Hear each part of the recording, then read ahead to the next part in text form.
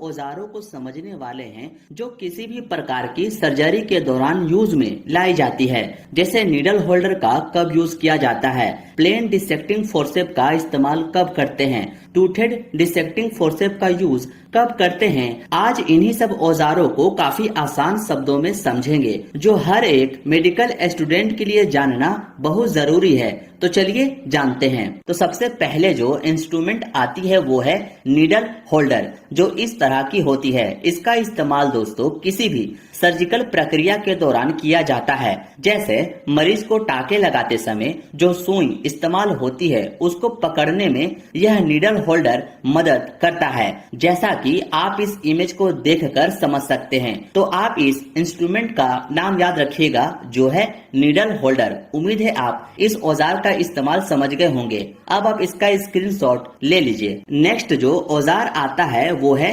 Plane dissecting forceps, जो इस तरह की होती है। इसका भी इस्तेमाल सर्जिकल प्रक्रिया के दौरान ही करते हैं। सर्जिकल प्रक्रिया के दौरान दोस्तों इसका इस्तेमाल कुछ स्ट्रक्चर को, मांसपेशियां या नसों को अलग करने के लिए इस्तेमाल में लिया जाता है, जैसे कि वेजल्स, नर्व और मसल्स को। इन कंडीशन में इस प्लेन डिसेक्टिंग फोर्सेप का यूज किया जाता है। उम्मीद है ये भी आप समझ गए होंगे। अब आप इसका भी स्क्रीनशॉट ले लीजिए। नेक्स्ट आती है टूथेड डिसेक्टिंग फोर्सेप। इसके आगे का हिस्सा टीथ की तरह दिखाई देता है, जैसा कि आप भी देख सकते हैं, इसलिए इसको टूथेड डिसेक्टिंग फोर्सेप कहते हैं। इसका इस्तेमाल दोस्तों घाव के चारों तरफ उपस्थित चमड़ी तथा मांसपेशियों को पकड़ने के लिए किया जाता है। टाका लगाने के दौरान भी इस टूथेड औजार का इस्तेमाल किया जाता है, जैसा कि आप भी देख सकते हैं।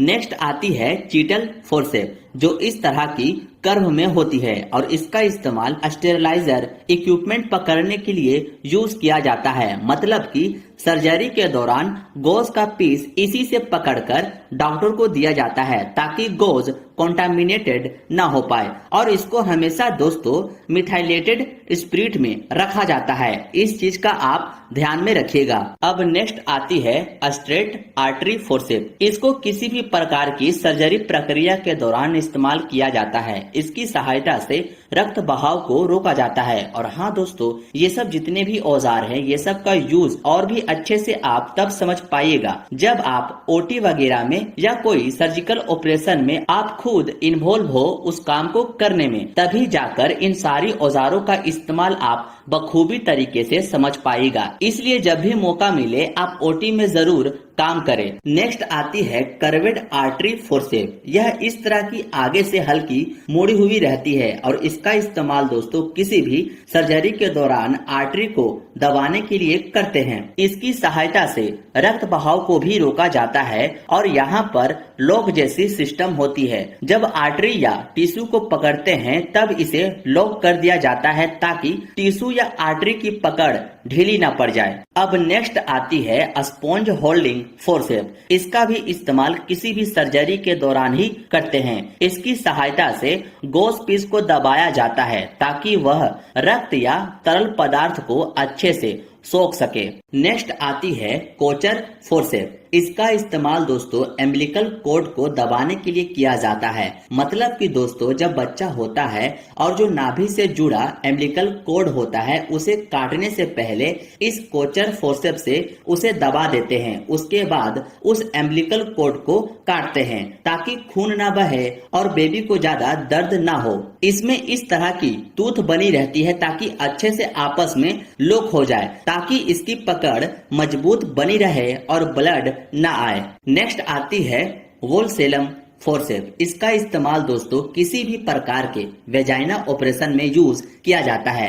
यह इस तरह की होती है और आगे दांत की तरह स्ट्रक्चर बनी होती है ताकि वेजाइना के अंदर के टिश्यू को अच्छे से पकड़ा जा सके, जैसा कि आप इस इमेज को देखकर समझ सकते हैं। नेक्स्ट आती है बेबकॉप टिश्यू फोर्सेप। इसका इस्तेमाल दोस्तों किसी भी प्रकार की लेजर प्रक्रिया के दौरान इसका इस्तेमाल किया जाता है और खासकर इसका इस्तेमाल दोस्तों लेप्रोटोमी प्रक्रिया में यूज किया जाता है। लेप्रोटोमी एक सर्जिकल प्रक्रिया होती है दोस्तों जिसमें पेट की कैविटी में कट लगाकर किसी भी तरह की प्रॉब्लम को ठीक की जाती है। उसी में इस बेबकॉप टिश्यू टिश्यू फोर्सेप का यूज ज्यादातर किया जाता है। अब आप इसका भी स्क्रीनशॉट ले लीजिए। नेक्स्ट आती है ओवम फोर्सेप। नाम से ही आपको समझ आ रहा होगा कि फीमेल के अंडे से रिलेटेड काम किया जाता है। इससे इस तरह की यह ओवम फोर्सेप होती है। इसका इस्तेमाल दोस्तों गर्भाशय के अंदर से प्लेसेंटा सहित टिश्यू को पकड़ने, हेर फेर करने और वेस्ट टिश्यू को निकालने के लिए किया जाता है। जैसा कि आप इस इमेज को देखकर समझ सकते हैं,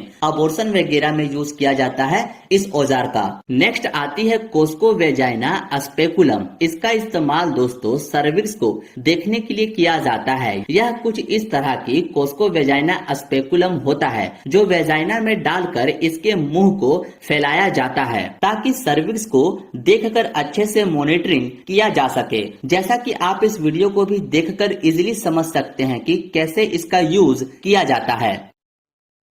नेक्स्ट आता है सिम वेजाइना स्पेकुलम। इसका इस्तेमाल दोस्तों C&D प्रक्रिया के दौरान यूज किया जाता है। इसके सहायता से वेजाइना के अंदर अच्छे से मॉनिटरिंग किया जाता है। आप इस वीडियो को भी देखकर समझ सकते हैं। बस दोस्तों आप सभी औजारों का नाम जरूर याद रखिएगा। नेक्स्ट आती है यूटेरिन साउंड, जो इस तरह की यह होती है। इसका इस्तेमाल दोस्तों यूट्रस के अंदर उपस्थित अवशिष्ट पदार्थ का पता करने के लिए यूज किया जाता है, जैसे ट्यूमर। और इसका मेनली यूज दोस्तों सर्वाइकल कैनाल और यूट्रस के लेंथ को पता करने के लिए यूज किया जाता है। नेक्स्ट आती है सर्वाइकल डायलेटर। इसका इस्तेमाल दोस्तों किसी भी गायनेकोलॉजिकल प्रक्रिया से पहले यह जो सर्विक्स होता है इसको बड़ा करने के लिए, इसके मुंह को फैलाने के लिए इस सर्वाइकल डायलेटर का यूज किया जाता है। इस तरह की यह अलग अलग शेप में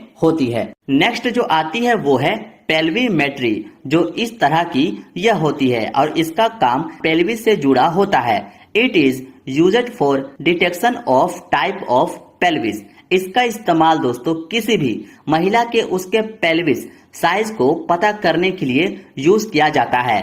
जैसा कि आप इस इमेज को देखकर अच्छे से समझ भी सकते हैं कि इस पेल्विस का डायमीटर कितना है। अब आप इसका भी स्क्रीनशॉट ले लीजिए। नेक्स्ट आती है एपिसियोटोमी सीजर। इसका इस्तेमाल दोस्तों नॉर्मल डिलीवरी में बच्चे को सुरक्षित बाहर निकालने के लिए माता की वेजाइना की चमड़ी को थोड़ा काटने के लिए इस्तेमाल किया जाता है ताकि बेबी आसानी से बाहर निकल सके। जैसा कि आप इस इमेज के माध्यम से समझ सकते हैं कि कैसे इस एपिसियोटोमी सीजर से वेजाइना की चमड़ी साइड से काटी जाती है और बच्चा बाहर आ जाने के बाद उस कट की हुई चमड़ी को टांके लगा दिए जाते हैं। उम्मीद है दोस्तों इस सीजर का उपयोग आप समझ गए होंगे। नेक्स्ट सबसे इम्पोर्टेंट जो इंस्ट्रूमेंट है वो है एम्बिलिकल कॉर्ड सीजर। इसका इस्तेमाल दोस्तों बच्चे से जुड़ी इस एम्बिलिकल कॉर्ड को काटने में किया जाता है, जैसा कि आप इस इमेज में इस एम्बिलिकल कॉर्ड को देख सकते हैं। नेक्स्ट आती है फिटोस्कोप। यह कुछ इस तरह की होती है। इसका इस्तेमाल पेट में पल रहे